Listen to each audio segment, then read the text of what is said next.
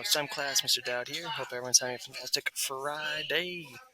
It is also Friday before a long weekend because it's Memorial Day weekend.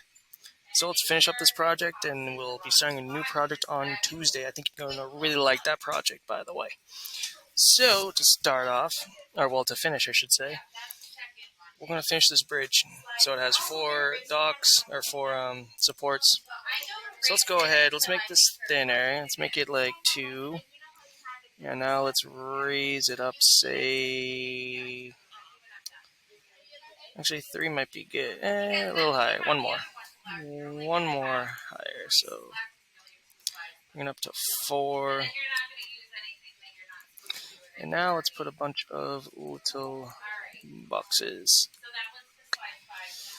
So,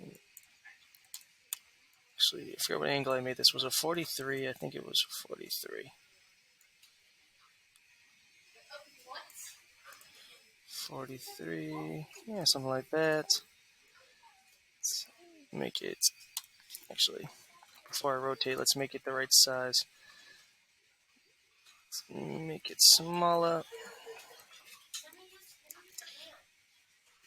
Let's make it smaller, say like that. And now let's make it, what did I say, 4 before? Yeah, so it's about...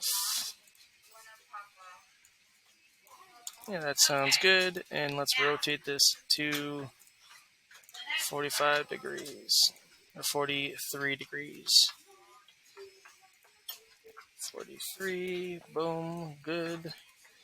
Let's copy that, paste that. We're going to make 4 of these, remember, because there is 4 supports. Now, the next part. So, the next one has to do with grievances against the king. Maybe I should have made these a little smaller, but oh well. Alright, let's bring that in underneath. Cool. I think that looks good for a bridge. And last but not least, let's make the little tunnel here, and then that'll be the last thing I do. So let's bring a box. Let's make it a good size again. Make it longer. And let's turn it to... should I make that a little taller? No, it's probably good. Let's make it, say, 9. Because how tall is this? 20. Yeah, it should be good. And let's rotate that again to 43. Cool. And let's pull it in. Raise it up.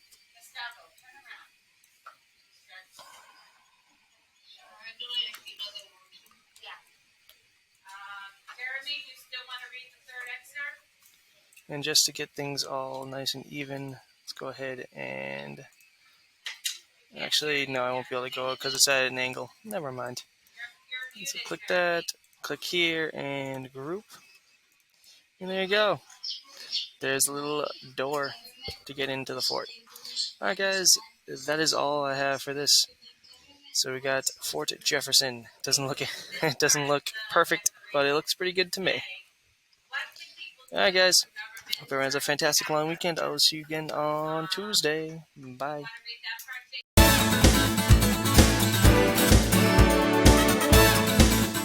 Okay guys, so today is all about convenience. I was out running errands and I got home and it's like 6 o'clock or later.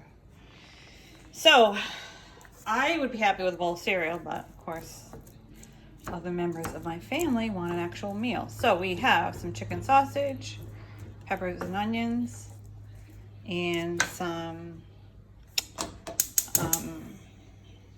chicken stock. Okay, I'm going to put a 1/4 cup of water in here. This is like a 1-pan quickie. And a tablespoon of butter. Mix this up. And once this is all mixed in, I'm going to add some rice, which I've already cooked. Alright, so it's just like a big skillet dinner that takes like, I don't know, 15-20 minutes. not that much time. Okay, so the butter's melting. I'm going to slowly start putting the rice in. The rice has already been cooked.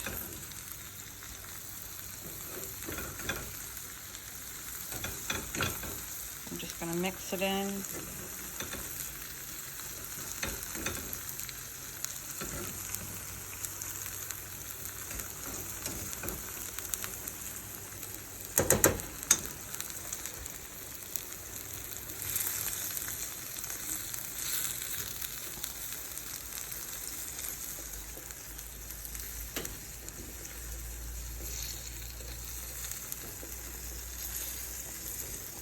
I made sure I cooked the chicken sausage ahead of time because that has to be cooked on its own. But you've seen me cook that a million times. All right, so the rice is in here.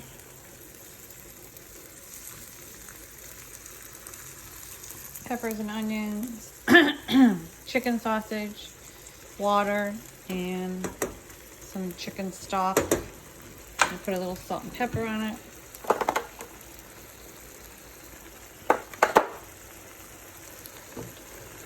Oh, I also put a tablespoon of butter in there.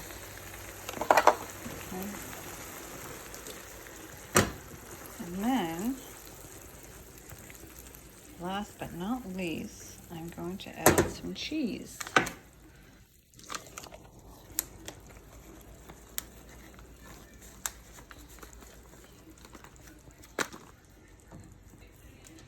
Okay, so the cheese can go on the top. I usually like to blend it in so it can melt with all the other ingredients for a good flavor. Yum, yum, yum. So then this is something you can just heat up at any point, and also would make good leftovers because you could just put it in a small bowl and heat it up in the microwave if you brought it to work or whatever. Okay, so yeah, that's pretty much it. So like I said, easy and convenient because I was in a hurry. So I do want to say that some people put a little sour cream on the top or tomatoes to mix in with it. But you would probably do that if you're right before you're going to eat it. You wouldn't want to do that now and have it sit right now. There's nobody home to eat this, so I'm going to hold off on adding anything that's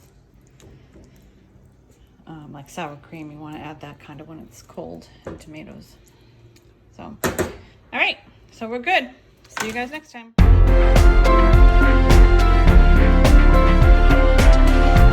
Haters, what's up? Welcome back to Language and Play. We are moving along. Today we're going to be talking about our Scene 2 for our outline. All right? Scene 2 is the rising action of the play. This is where the characters become involved in the conflict and begin to confront it. All right?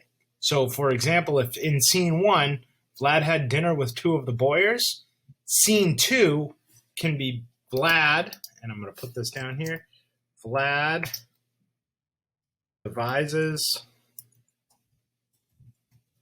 a plot to kill the Boyers. Because remember, the Boyers were standing in his way of getting his throne. All right, he had to get rid of the Boyers, then he had to get rid of the Ottomans, then he could get his throne. All right? So in the rising action, he comes up with this plot to kill the Boyers. Right? Maybe towards the end of it, all right, and there'll be other events in here, Vlad impales two Boyers for all to see. All right? That's an event. To impale somebody means you literally stick them onto a spike. All right? It's not a good way to go. But it's what Vlad the Impaler was known for. All right? So it's an important part of this play. It's an important part of this scene that we want to really keep in mind. All right? So as I'm developing this play, you can see that in each scene, there are different aspects that we need to consider when we're coming up with our outline and our events. All right? I gave you plenty of bullet points. That means you can still have more. You just shouldn't have less. All right, so at least 4 events for each one. All right, so tomorrow we're going to be talking about scene 3 and the climax. Great job, Gators. Keep up the good work.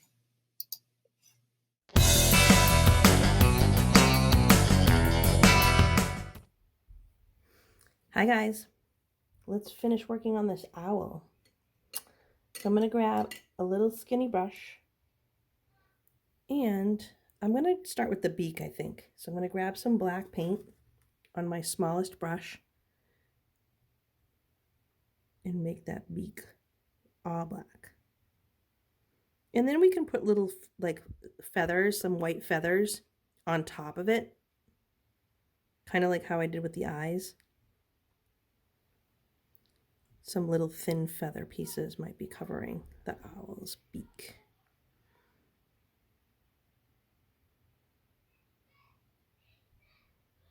All right, I think that's looking pretty decent. So now I want to look at my reference. Okay, so he's got like feathers on the top that are pretty dark, but they're not black. So I'm going to mix up a gray again. Not as light as before. So I'm using a little bit more black. Still need some white in there. And that's starting to look like a pretty decent medium value of gray. All right.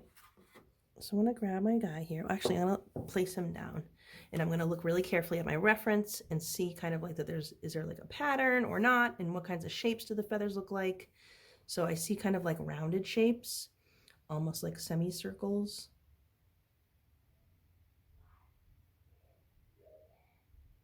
They don't have to be in the exact same spot as I see them. I'm not trying to make it be exactly like that. I'm just looking at the details a little bit and trying to copy some of the detail that I see.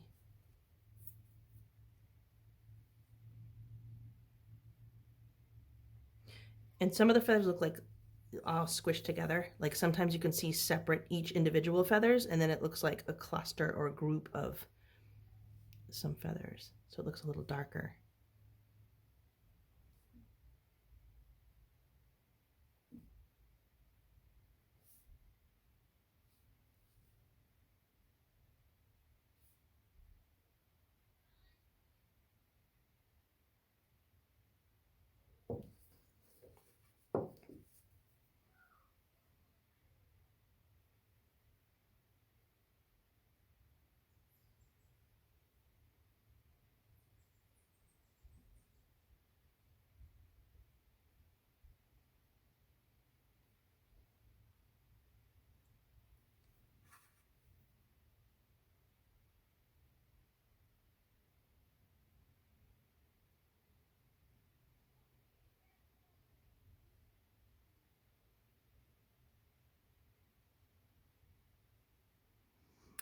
All right, so it's starting to look a little bit more like that kind of snowy owl.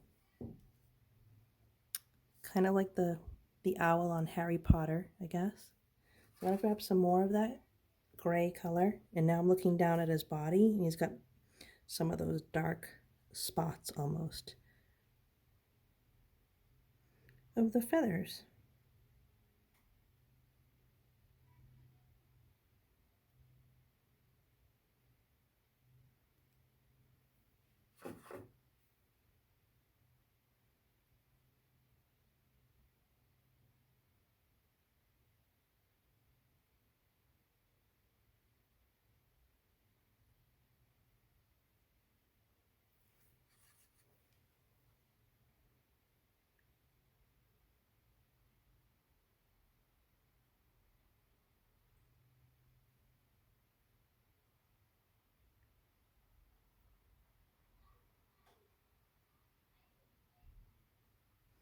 All right, so I'm liking how he looks so far.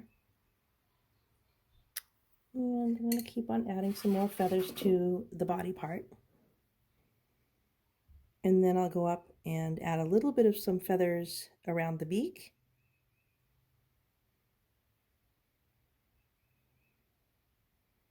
And we're almost done with this guy.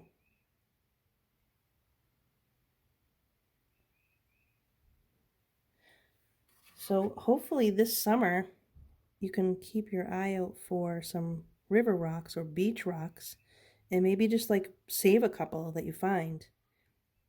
And then next year in art, we can do a little more of this river rock painting or beach rock painting. And you guys can use all the acrylic paints that we have in school. All right, so I think I'm going to stop with all those little marks on the body. Next time we'll just finish up a little bit. I'll add some little feathers around the beak and just do a little touching up around the eyes, give them some highlights in the eyes, and then we'll be done. Woo-hoo.